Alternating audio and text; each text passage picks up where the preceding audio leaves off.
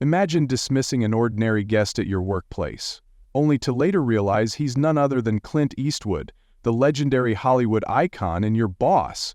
That's exactly what happened to Rachel, a hotel receptionist who learned firsthand that every interaction is an opportunity. The Silver Spur Hotel in Jackson Hole, Wyoming, was a place where luxury met Western charm.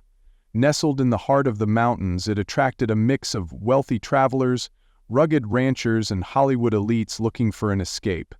The rustic wooden beams, grand stone fireplace, and leather-clad lounge chairs gave the hotel a timeless elegance, making it one of the most sought-after destinations in the region. At the front desk, Rachel, a 25-year-old receptionist, was having one of the worst shifts of her career. A reservation mix-up had led to a shouting match with an impatient guest. The phone had been ringing non-stop with last-minute booking requests, and she had already dealt with 2 cancellations, 1 broken air conditioning unit, and an entitled customer demanding an upgrade for free. Her patience was wearing thin. As she rubbed her temples and took a deep breath, the front door swung open, and in walked an elderly man wearing faded jeans, dusty boots, and a well-worn cowboy hat. He moved with a quiet confidence, stepping up to the counter with an easy, unhurried demeanor. Rachel barely glanced at him as she pulled up the reservation list. Just another old rancher looking for a cheap room, she thought, rolling her eyes. She had no idea that this unassuming guest was about to teach her a lesson she would never forget. Because the man standing before her wasn't just any traveler. He was Clint Eastwood. Rachel barely looked up as she tapped away on her keyboard, her tone clipped and impatient. "Checking in, name?" she asked, more focused on the reservation system than the man standing in front of her. The elderly guest adjusted his hat slightly and replied in a steady, gravelly voice. "Clint Eastwood." Rachel didn't react. The name barely registered in her exhausted mind, and she simply nodded, scanning the list in front of her. "Another traveler, probably here for the weekend." "All right, Mr. Eastwood. I've got you down for a standard king room," she said briskly, clicking through the check-in process. "One night?" Clint nodded. "Sounds about right."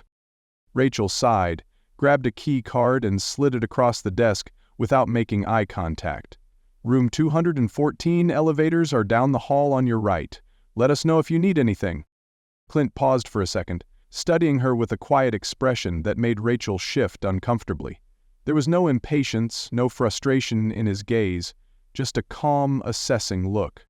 "Thank you, ma'am," he finally said, tipping his hat slightly before taking the key. Rachel barely acknowledged him, already moving on to the next task, but as he turned to leave, she muttered under her breath, "God, could he be any more old-fashioned?" Lisa, her co-worker, shot her a glance. "You okay?" she whispered. Rachel exhaled sharply, rolling her shoulders. "Yeah, just tired of dealing with people today." Lisa glanced toward the man walking toward the elevators, a flicker of recognition in her eyes. "Huh, he looks familiar." Rachel snorted. "Yeah, sure. If he's famous, then I'm the Queen of England." Little did she know, she had just been rude to one of the most legendary figures in Hollywood, and the owner of the very hotel she worked at. That evening, as the Silver Spur Hotel's lounge filled with guests enjoying drinks by the fire, Clint Eastwood sat quietly in the hotel restaurant, sipping black coffee at a corner table. He wasn't in a hurry, he never was. Instead, he watched, listened, and absorbed the energy of the room. The staff bustled around him, some moving with ease, others clearly overwhelmed. Rachel, still at the front desk, handled a steady stream of check-ins with robotic efficiency, her patience wearing thin each time a guest requested an extra pillow or asked for directions to the spa. At one point, Clint noticed a young couple struggling to understand the wine list. Their server, Lisa, smiled warmly, patiently explaining the selections and even offering a personal recommendation. Nearby, another waiter rushed past a table, barely acknowledging a guest's request for more water. Clint continued watching not just Rachel but everyone. He wasn't just a guest. He was the owner of the hotel, and every interaction, every small detail mattered to him. Rachel, exhausted from the day's demands, noticed Clint sitting there, his gaze sweeping over the room. Something about the way he observed everything made her uneasy. "What's with the old guy?" she muttered as she passed by Lisa. "He's been sitting there forever." Lisa raised an eyebrow. "I don't know, but he looks like he's seen things most of us wouldn't understand." Rachel scoffed, brushing off the comment. Probably just another wealthy rancher with too much time on his hands. But as she turned back toward the front desk, she couldn't shake the feeling that Clint's gaze was different from the usual guests who lingered a little too long. It wasn't judgmental, it wasn't impatient, it was something else. Something that felt like he was quietly taking notes. And in that moment, without realizing it, Rachel had already left an impression on Clint Eastwood. But whether it was a good one or a bad one, that was yet to be determined. The next morning, Rachel walked into her shift, still groggy from a restless night. She grabbed a coffee from the employee break room and made her way to the front desk, preparing for another long day. As she logged into the system, she overheard Mark, the hotel manager, chatting excitedly with another staff member near the office. "I can't believe Clint Eastwood stopped by yesterday," Mark said, shaking his head with admiration. "You know he likes to check in quietly and see how things are running firsthand." Rachel froze, her stomach dropping. Clint Eastwood? Her mind immediately raced back to the elderly man in the cowboy hat from the night before, the same one she had dismissed as just another old rancher, the same one she had spoken to with barely concealed impatience. Lisa, her co-worker, leaned in with a smirk. "Oh no," she whispered. "You didn't recognize him, did you?" Rachel's face flushed with panic. The name Clint Eastwood had barely registered when he checked in, and now she realized she had treated one of the most legendary figures in Hollywood and the owner of the very hotel she worked at as an inconvenience. Mark kept talking, oblivious to Rachel's mortified expression. "He does this sometimes, stays under the radar, just watching, listening. He doesn't care about VIP treatment, he just wants to see how people really act when they don't know who he is." Rachel's pulse pounded. Not only had she been rude to Clint Eastwood, but he had also been observing her all evening. Every sigh, every eye roll, every moment of frustration, he had seen it all. Lisa nudged her. "So, how's it feel knowing you brushed off a Hollywood icon?" Rachel swallowed hard. "I think I need to sit down." She backed away from the desk, feeling her heart race. Was he going to report her to Mark? Was she about to lose her job over this? For the first time in a long time, Rachel wasn't just frustrated with her job, she was frustrated with herself, and she had no idea what would happen next. But one thing was certain, Clint wasn't done teaching her a lesson. Rachel spent the rest of the morning on edge, dreading the moment Clint Eastwood would come downstairs. She couldn't focus, her mind racing with worst-case scenarios. Would he complain to Mark? Demand she be fired? Every time the elevator doors opened, she braced herself. And then, just before noon, he appeared. Clint strolled through the lobby with the same quiet confidence, his cowboy hat resting easily in his hand. Rachel's breath caught in her throat as he approached the front desk. She forced herself to straighten her posture, pasting on a polite but nervous smile. "Good morning, Mr. Eastwood," she said, her voice a little too high-pitched. Clint studied her for a moment before nodding. "Morning, Rachel." His voice was steady, unreadable. She swallowed hard, unsure of what to say. Should she apologize? Try to explain? Before she could decide, Clint spoke first. "Rough shift yesterday?" Rachel blinked. She hadn't expected that. Yeah," she admitted, feeling her face warm. "I wasn't at my best." Clinton tilted his head slightly. "You think your best only matters on the good days?"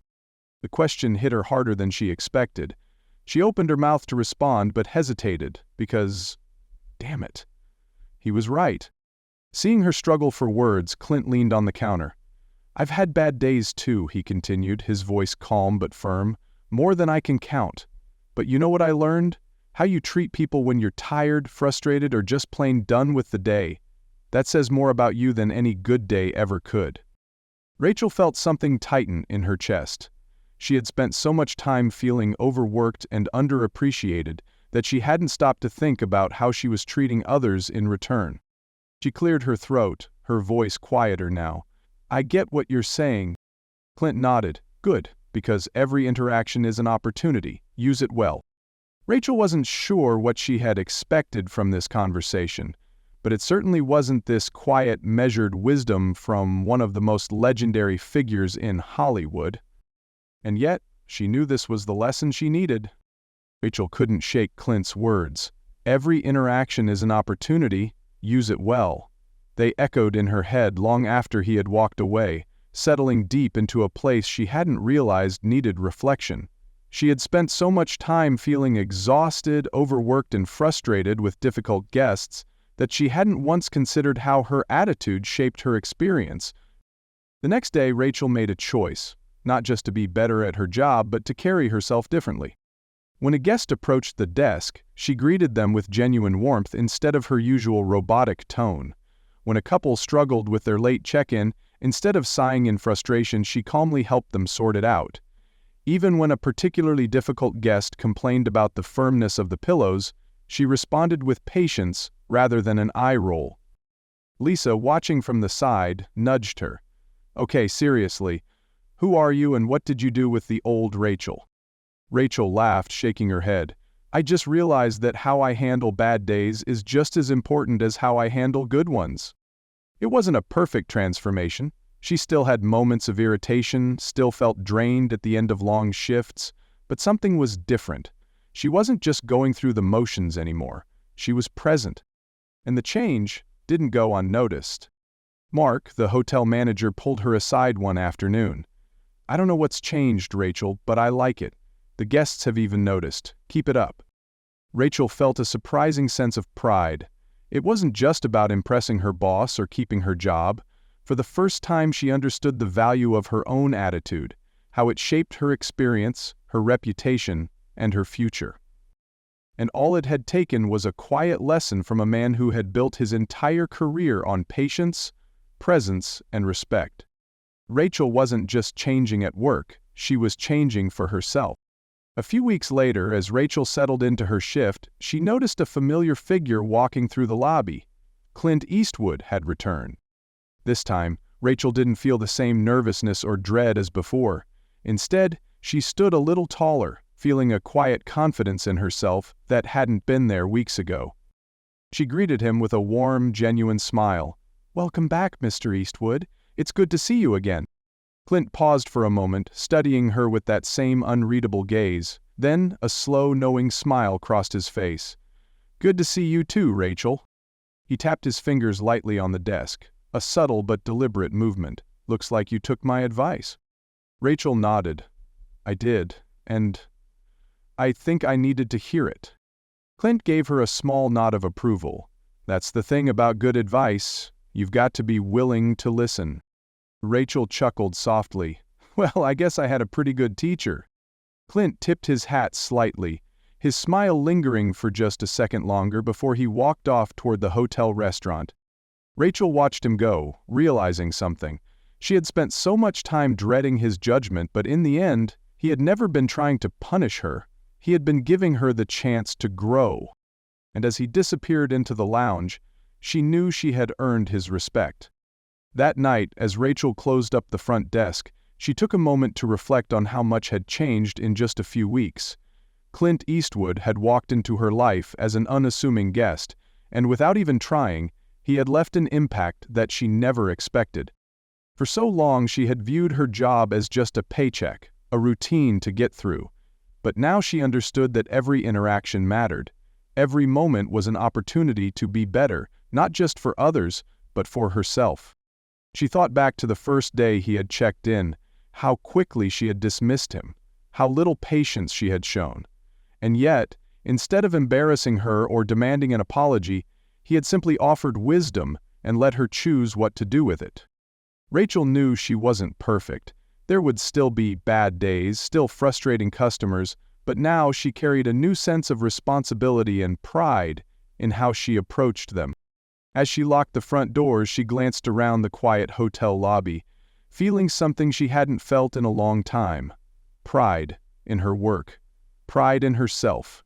Because sometimes, one conversation can change everything.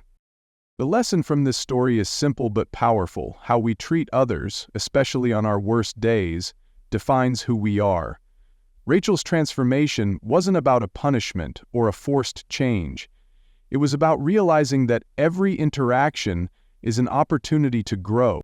At first, she saw her job as just a routine, something to get through. Her frustration made her dismissive, impatient, and blind to the value of kindness. But when Clint Eastwood, someone she had carelessly brushed off, revealed his true identity, she was forced to reflect on her attitude. Instead of humiliating her, he gave her a chance to improve, delivering a quiet but profound lesson. Character isn't built on the easy days, but on how we act when things are tough. Rachel's growth shows that respect and humility matter, no matter who's watching. She learned that every guest, every interaction, and every moment is a chance to be better. In the end, she didn't change because she had to, she changed because she wanted to. This story reminds us that kindness, patience, and professionalism aren't just about impressing others, they shape who we become, because true character is revealed when no one expects it.